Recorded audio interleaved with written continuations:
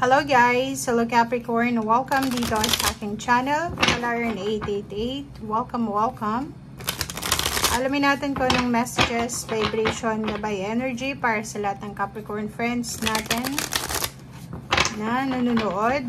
Ito ay general reading, so pwede kang makaresonate. Gamitin mo ang iyong intuition sa panonood, Capricorn. Oh, sorry. Okay, so meron kang 3 cards. Grabe. Biglang tumalon.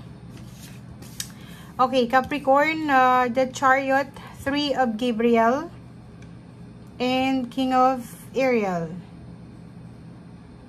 Okay, so ang dalawang barahang ito is parang pareho lang yung sinasabi niya, yung 3 of Wands and King of Ariel, na parang sinasabi sa'yo na may prosperity na posibleng makuha ka from wise planning. Yung Capricorn, yung hindi pagpadalos-dalos ng mga decision making. So, yung reading note is from 16 to 29 of February. So, from 16 to 29, sinasabi ng baraha sa'yo dito na yung prosperity mo ay makukuha mo through patience. Okay? So, kailangan natin na planuhin ang lahat ng mga gusto nyong gawin sa buhay.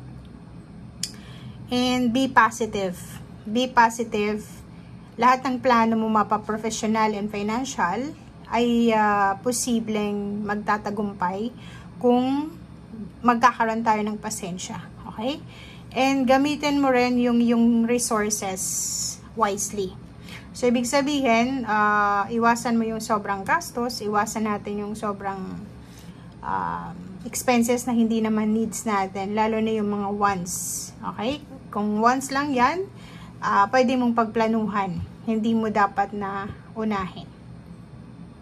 Okay, next is the Chariot number 7. Sinasabi naman sa'yo dito ni Archangel Metatron na yun, similar din siya dito na with determination and self-control. Yung self-control na to is patience siya, diba? So, kung may determination ka, may self-control ka, posibleng makuha mo yung acknowledgement ng mga tao sa paligid mo, lalo na kung usaping trabaho ito. Okay?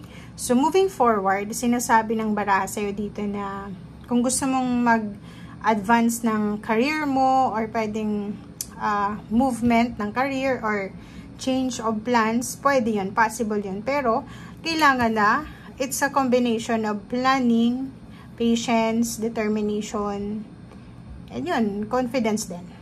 And yun, sipag. Okay.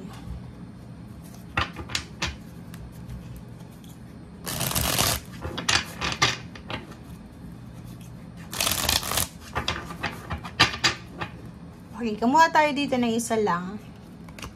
Okay, 4 of Fire. Wow. So, yun.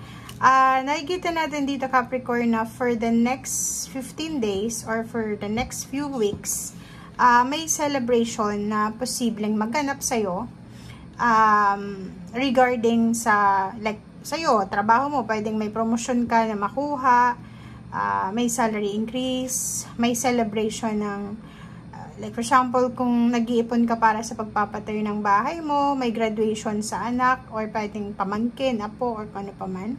So, may ano dito, may mararamdaman kang contentment. Sobrang abundance to. Okay? So, pwedeng birthday party, or ano pa man. So, February, or pwedeng ano to, post-Valentine celebration. Parang ganun. So, comment down below if you are resonated. Okay.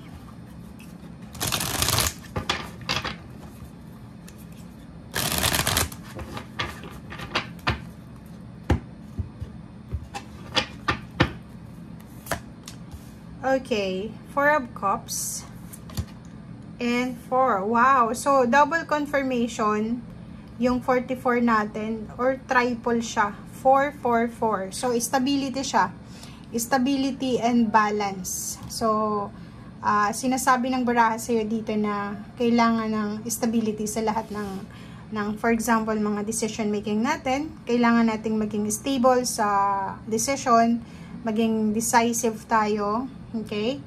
And magtiwala ka sa sarili mo. Eto sa Four of Fire, sinasabi na may posibleng yun, celebration, emotional contentment, prosperity and abundance na magdadala sa'yo ng stability.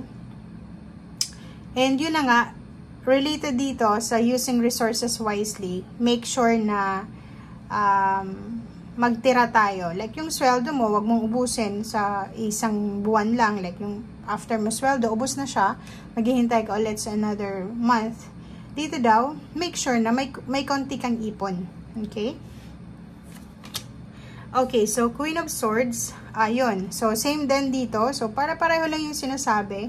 Kailangan natin ng clarity, kailangan natin ng decisiveness and stability sa kung ano man ang gusto nating gawin sa buhay. Yun, maging determinado, ayusin natin yung mindset natin. Kasi mindset lang naman yun ang nakakapag-diferensya ng mga decision making natin eh. Okay?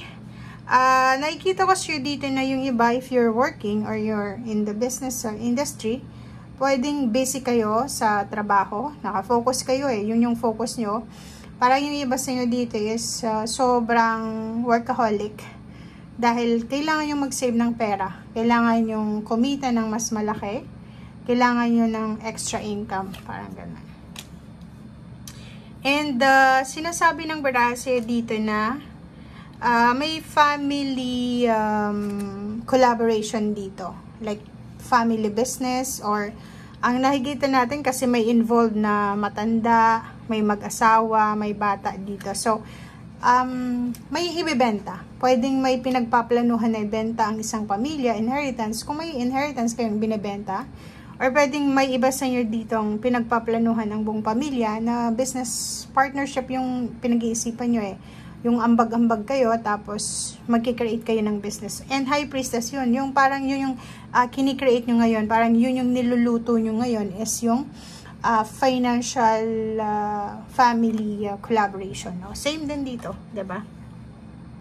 So yun, it's a confirmation guys na kung ikaw ay isang Capricorn na may gusto kang ibenta or may gusto kang simulan ng pamilya mo, possible ito. Possible with determination ha. Sinasabi ng Bara, with determination, patience, self-control, confidence.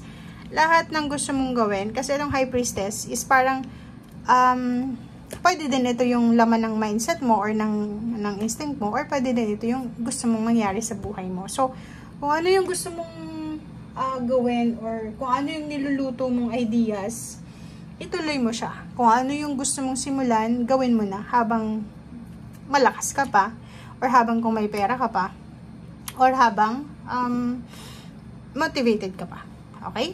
So, thank you guys, and see you again. Bye!